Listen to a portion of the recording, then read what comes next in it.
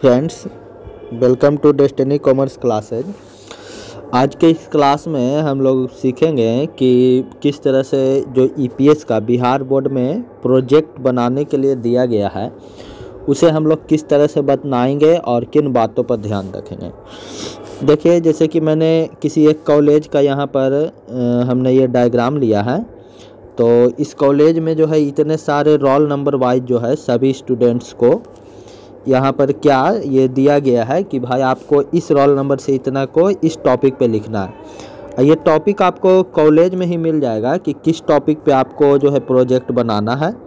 अगर कॉलेज वाले प्रोवाइड करते हैं तो ठीक है, नहीं तो अपने मन से ही किसी एक प्रोजेक्ट पे जो है आप बना सकते हैं। प्रोजेक्ट जो आपका एग्ज़ाम होता है उसमें ईपीएस प्रैक्टिकल में 2 सेक्शन होते हैं, 3 सेक्शन होते हैं, 2 से 3। पहले सेक्शन में आपको जो है कुछ क्वेश्चन दिए जाएंगे ईपीएस के, वो थ्योरी भी हो सकते हैं, मैथ भी हो सकते हैं। कुछ क्वेश्चन रहेंगे 4 या 5, उसमें आपको 50% बनाना होगा। उसके बाद उसके अलावा उन क्वेश्चंस के बाद मान लीजिए 30 नंबर का एग्ज़ाम है तो 15 नंबर का वो क्वेश्चन रह गया। उसके बाद आपका 15 नंबर के लिए आपको जो है टीचर बारी बारी सभी आप स्टूडेंट्स को बुलाया जाएगा और उनसे पूछा जाएगा कि आपने क्या प्रोजेक्ट बनाया। जो आपने प्रोजेक्ट बनाया उसके 10 मार्क्स होंगे और जो आपसे वर्बली क्वेश्चन पूछा जाएगा, वहाँ पर वर्बली मौखिक भी क्वेश्चन पूछा जाएगा कि वो कुछ भी पूछ सकते हैं। आप ईपीएस में प्रोजेक्ट बनाए हो, किस पे बनाए हो, क्या है इसमें, नहीं है, या फिर उसके बारे में बताइए, या ईपीएस का कोई फार्मूला, अकाउंट्स, बीएसटी पे कुछ भी आपका मौखिक वो जो है एज जस्ट लाइक इंटरव्यू आपसे 5 मार्क्स का पूछेंगे और 10 नंबर का आपने जो प्रोजेक्ट बनाया उस पर मार्क्स मिलेगा। अब ये प्रोजेक्ट में क्या है, मान लीजिए कि इतना टॉपिक पे मिला है। अब इसमें एक है कंज्यूमर प्रोटेक्शन, उस पर हमें बनाना है। अब किसी कॉलेज का हम बना रहे हैं तो देखिए, मान कर चलिए जैसे मैं बना रहा हूँ, ये एक कॉलेज है, उस कॉलेज का बना रहा हूँ। तो हम अपना फ्रंट पेपर इस तरह से, अगर कंप्यूटर उस कॉलेज से पता करेंगे, अगर वो कंप्यूटराइज लेता है तो आप कंप्यूटराइज देंगे, अगर कंप्यूटराइज नहीं ले रहा है तो अपने हाथों से ही एक आपका आता है बॉन्ड पेपर बोलेंगे। बॉन्ड पेपर वाइट में आता है, तो बॉन्ड पेपर वाइट कलर का ले करके और उस पर आप ये जो है वो पूरी तरह से वाइट रहेगा, पूरे अपने कॉलेज वगैरह का नाम वगैरह लिखकर प्रोजेक्ट रिपोर्ट ये सारा जो है, यहाँ देखिए हेडिंग है problems of women entrepreneur in business, ये इस पे ये बनाया गया है। इसके जगह पे आप जो है अपना जिस पे आप बना रहे हैं वो आप लिख देंगे, अपना नेम लिख देंगे। लास्ट में देखिए यहाँ है submitted by name, class, roll number, exam roll number. Exam roll number आपको ब्लैंक रखना है। ये आपका ईपीएस का जब प्रैक्टिकल का एडमिट कार्ड आएगा वो आप डालेंगे। सब्जेक्ट एंटरप्रेन्योरशिप, सेशन जो आपको रहेगा वो डाल देना है। अंडर द सुपरविजन ऑफ, ये फिल इन द ब्लैंक्स रखेंगे। कॉलेज में पहुंचने के बाद सर से पूछ लेंगे कि सर ये किसका करना है, डिपार्टमेंट ऑफ कॉमर्स, और जो कॉलेज है आपका वो आप कर देंगे।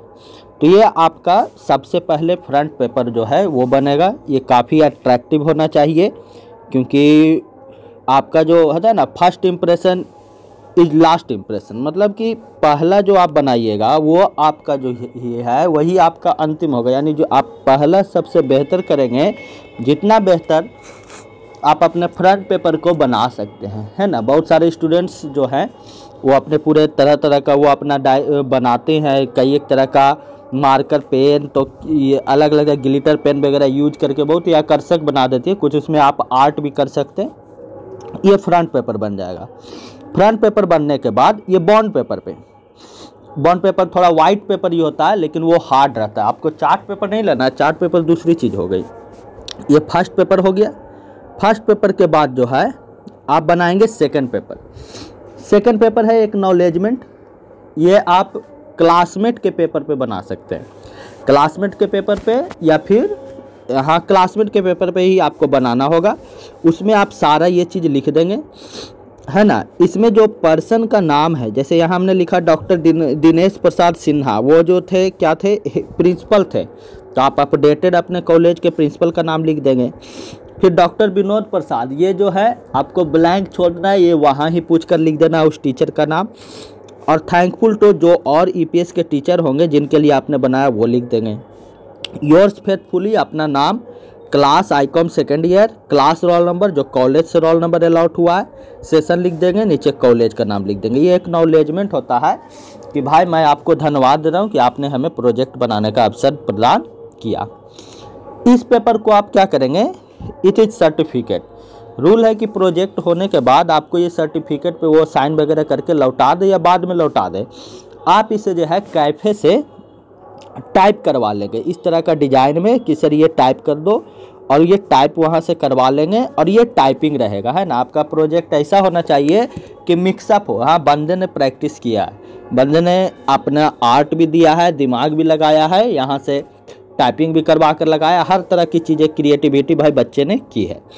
ये आप लिख देंगे। अब मान लीजिए अब ये लिख दें सर्टिफिकेट। अब इसके बाद क्या है, इन 3 पेपरों के बाद चौथा पेपर आपको बनाना है इंडेक्स। इंडेक्स जो बुक वगैरह में देखते हो कि हमारे प्रोजेक्ट में क्या क्या है, आप लिखेंगे इंडेक्स, और इंडेक्स में लिखेंगे 1 2 3। भैया 1 में जो है हमारा कंज्यूमर प्रोटेक्शन का इंट्रोडक्शन है, 2 में जो है कंज्यूमर प्रोटेक्शन का क्या मेरिट्स है, 3 में कंज्यूमर प्रोटेक्शन का क्या डिमेरिट्स है ना। साइड में 1 2 ऊपर हेडिंग दे देंगे इंडेक्स, साइड में 1 2 3 4 5, 1 के बगल में इंट्रोडक्शन, कितना पेज से कितना पेज में आपका इंट्रोडक्शन लिख रहे हो वो, सेकंड में ये, थर्ड में ये, कितना पेज नंबर से पेज नंबर में वो।